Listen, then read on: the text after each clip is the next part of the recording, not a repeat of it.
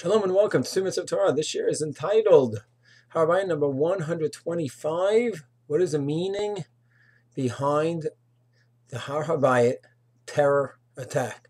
Tragic murder last week. 2 Israeli citizens, Druze policemen, right by the Har Habayit. And of course, loss of any innocent life, Jewish, Gentile, is a tragedy, something that concerns all of us.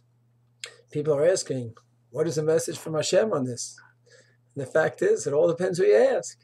Ask people who are against going up to Har Habayit. They'll tell you the message from God is simple. God's telling you not to go up, because look what happens. When Jews go to Har Habayit, it just creates tension and murder and bloodshed. You ask people who are really into going up to Har Habayit, well, what does this teach us? What is God telling us? So they say, God's telling us very simple. The Jews need to be in control of Har Habayit, because if the Jews are not in control, look what happens. The fact that the Waqf is in control. So they're the ones who are involved in this, and they aided the terrorists, were involved in the terrorists. Therefore, we see clearly the Jews must ascend more and take control and get rid of the Waqf.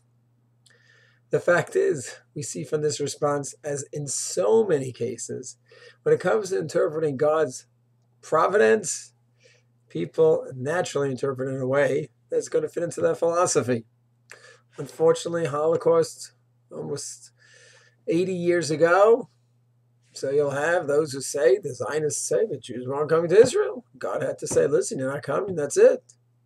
And some followers are going to say, the Zionists were taking over, and that's what caused it. And some from people say, the Chilonim in Europe, that's what caused the Holocaust. It's very tricky and sometimes insane and dangerous to go ahead and start interpreting divine providence.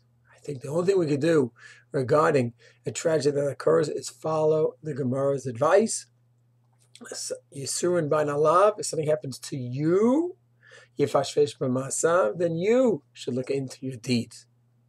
To go ahead and start blaming others and somehow profess divine intuition that we understand God's ways, I think it's a very dangerous practice. So a person, something happens, you look into your deeds, see what you may have done wrong, and maybe that's a cause in a tragedy that occurred to you, or it's just people close to you.